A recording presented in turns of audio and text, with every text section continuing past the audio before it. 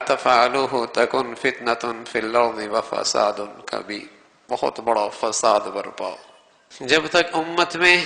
اس رشتے کی حفاظت رہی، ایمانی اسلامی اخوت اور بھائی چارے کی اس رشتے کی حفاظت رہی،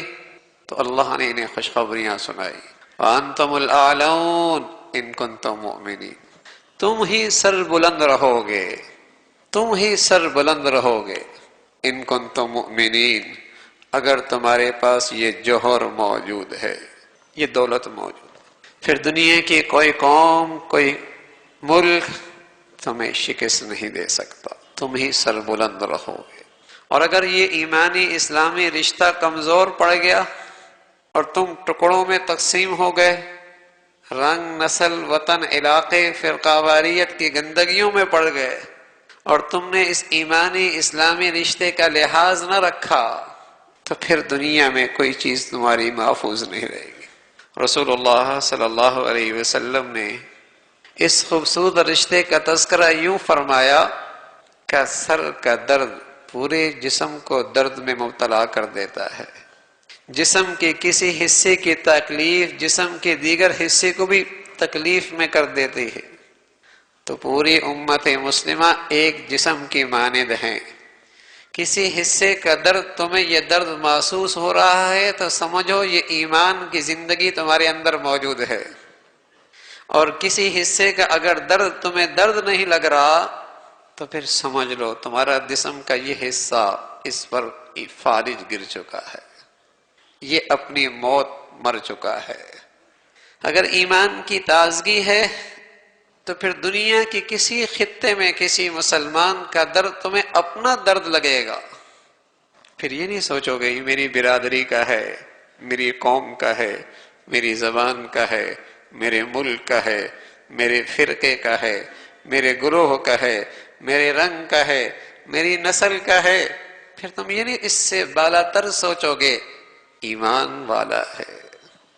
اگر تم اس کی تکلیف اور درد کو محسوس کر رہے ہو اور امت اگر اس درجے پہ آ جائے تو پھر امت کا تحفظ ہے، پھر امت کی بقا ہے، پھر امت کی حفاظت ہے، پھر امت کی کامیابی ہے۔ اور اگر یہ درد ختم ہو گیا تو پھر ایک ایک کر کے تکلیف میں آؤ گے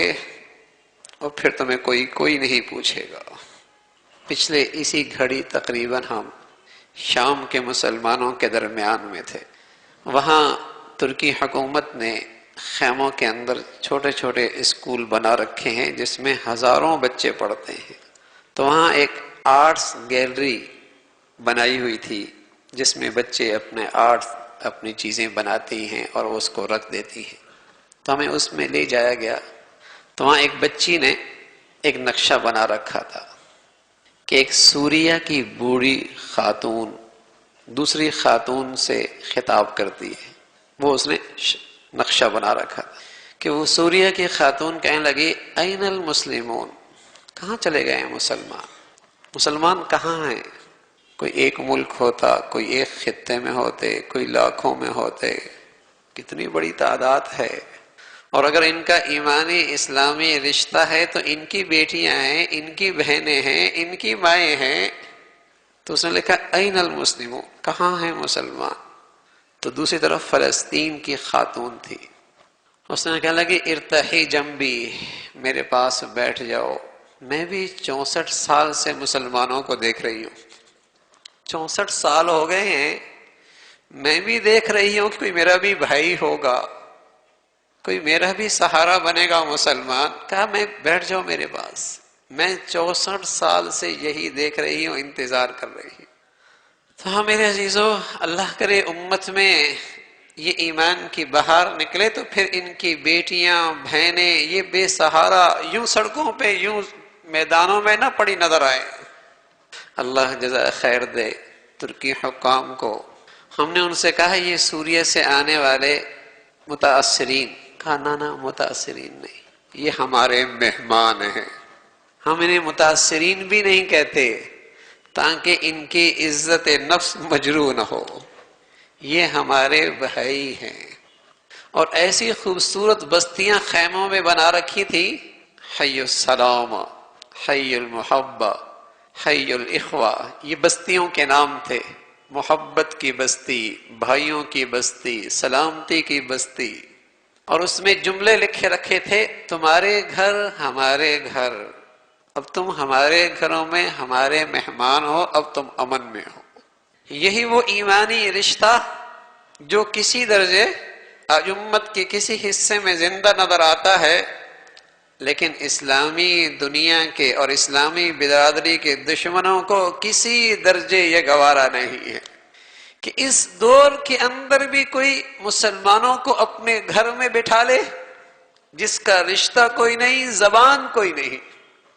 رشتہ کوئی نہیں، زبان کوئی نہیں، علاقہ کوئی نہیں، وطن کوئی نہیں، اور عزت یوں دے جیسے اپنے گھر کو لوگوں کو عزت دے، صرف ایمان کی رشتے کی بنیاد پر۔ اس لیے دنیا کو آج ان کی یہ اسلامی رشتے کی خوبصورتی برداشت نہیں ہے، کسی درجے انہیں گوارا نہیں ہو رہی۔ آج اگر انسانیت کی بنیاد پر، برادری کی بنیاد پر، انسانیت کی بنیاد پر، برادری کی بنیاد پر، قومیت کی بنیاد پر، لسانیت کی بنیاد پر کوئی رفاعی خدمات کرے تو وہ ہیرو ہے، وہ ہیرو ہے، قوم کا بھی ہیرو ہے، ملک کا بھی ہیرو ہے۔ اگر یہی شخص اگر ایمان اسلام کی بنیاد پر کسی مسلمان کی خدمت کرنے نکلے تو اس کی جان کو خطرہ ہے، اس کی زندگی کو خطرہ ہے، اس نے یہ کیسا خطرناک قدم اٹھا لیا ہے، عجیب بات ہے۔ لسانیت کی بنیاد پر، وطنیت کی بنیاد پر، علاقیت کی بنیاد پر اگر رفاعی کام کیا جائے، طبی امداد پہنچائی جائے، لباس پوشاک دی جائے، غذائی انتظام کیا جائے، ان کی زندگی کی ضروریات کا خیال رکھا جائے، قوم کا ہیرو، ملک کا ہیرو، اگر یہی کوئی کام ایمان اسلام کی بنیاد پر کوئی کرے، وہی طبی ساری غذائیں پہنچائیں، طبی سامان پہنچایا، زندگی کا لباس پوشاک پہنچائی، تو ہر طرف سے آواز آتی ہے کس خطرناک کام کی طرف نکل کھڑے ہو۔ یہ کیوں ہے میرے عزیزوں؟ اس لیے کہ وہ ایمانی اسلامی رشتہ سال ہو گیا امت میں کمزور پڑ چکا ہے، اب اس بنیاد پر خدمت اجنبی ہو گئی، خوف طاری ہے، خوف طاری ہے۔ اور اس امت کی بقا اور حفاظت اسی رشتے کی بنیاد پر تھی، اسی رشتے کی بنیاد پر تھی۔ الا تفعلوه تکن فتنة فی الارض وفساد کبیر، اگر تمہارے اندر یہ ایمانی اسلامی رشتہ، اسلامی ایمانی اخوت کمزور پڑ گئی،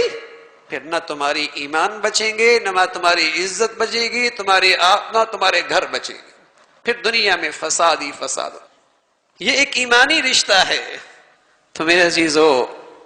اللہ نے موقع نصیب فرمایا، اور سچ بتاؤں میرے بزرگوں کی دعائیں ہیں اور حضرات علماء کی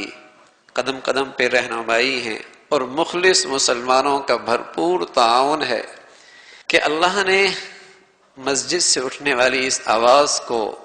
وہ طاقت دی ہے اور وہ ثمرات دی ہیں جو کوئی ملک اور کوئی بڑی سے بڑی جماعت اور بڑی سے بڑی تنظیم اسے وہ سعادت نہیں ملی جو اللہ نے مسجد میں خدمت کرنے والوں کو اللہ نے ان ساتھیوں کی اور ان مہمانوں کی خدمت کرنے کی سعادت عطا فرمائی۔ غیر معمولی، اس کا ہم تصور بھی نہیں کر سکتے۔ اللہ نے وہاں ایسی کام کی مبارک شکلیں، ترک حکومت ان کی وزارت عظمیٰ کا بہت بڑا ادارہ جو پوری دنیا میں خدمات کر رہا ہے، پوری دنیا میں آفات کے نام سے ہے،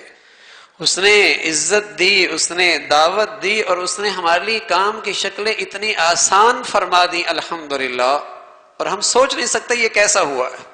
لیکن خاص اللہ کا فضل ہوا، اللہ کی مدد اور نصرت ہوئی۔ وہاں متاثرین ایسے نہیں پڑے ہوئے جیسے ہمارے ملک میں پڑے ہوتے ہیں، کوئی بھی جا کے چاول تقسیم کر دے، پانی تقسیم کر دے، دیگے تقسیم کر دے، کپڑے تقسیم کر دے، وہاں ایسا نظام نہیں۔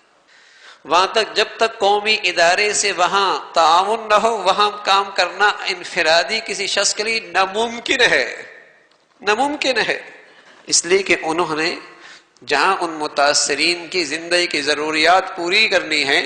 وہاں اپنے ملک اور وہاں امن اور سلامتی اور ان کے تحفظ کی ساری شکلیں بھی اختیار کرنی ہیں، تو ان تک پہنچنا ہر آدمی کا کام نہیں ہوتا۔ اللہ کا احسان ہوا کہ یہاں سے اٹھنے والی اس آواز کو اللہ رب العزت نے قبولیت عطا فرمائی ہے، اور ترک حکومت نے باقاعدہ دعوت دی ہے، اور جب دعوت ہوئی تو ایسا ہوا کہ جو کام مہینوں میں ہوتے ہیں اللہ نے وہ ہفتوں میں کرا دیے۔ ملکوں نے، چند بڑے ملکوں نے وہاں یہ بڑی بیکریاں لگائی ہیں، اور اللہ رب العزت کا فضل ہوا انہوں نے ایک بیکری لگائی، اور الحمدللہ ہم نے جو معاہدہ کیا 2 بیکریوں کا الحمدللہ ہم نے طے کر لیا، اور جس میں انشاءاللہ 3 لاکھ روٹیاں روز ان مہمانوں کو انشاءاللہ حاصل ہوں، روزانہ 3 لاکھ روٹیاں۔ اس کا نظام کیسا بنا، کیسا اللہ کا فضل ہوا، سچ بتاؤں یہ مخلص ساتھیوں کی دعائیں ہیں اور مخلص ساتھیوں کا تعاون ہے کہ اللہ رب العزت نے اتنی مبارک شکل بنا دی۔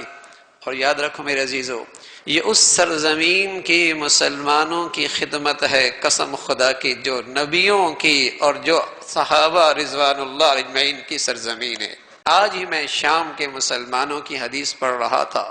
کہ اللہ کے نبی صلی اللہ علیہ وسلم فرما رہا ہے کہ شام پر اللہ خاص رحمت فرماتے ہیں کہ ہر وقت اللہ رب العزت کے فرشتے ان کے لیے رحمت کے پر پھیلائے رکھتے ہیں۔ طوبیٰ للشام، تو ایسی سرزمین کے مسلمانوں کے لیے، اور ایسے خوبصورت بچے، سبحان اللہ، خوبصورت یتیم بچوں سے انہوں نے ہماری ملاقات کرائی، جو انہوں نے ان کے ہاں خاص معزز لوگ سمجھے جاتے، معزز،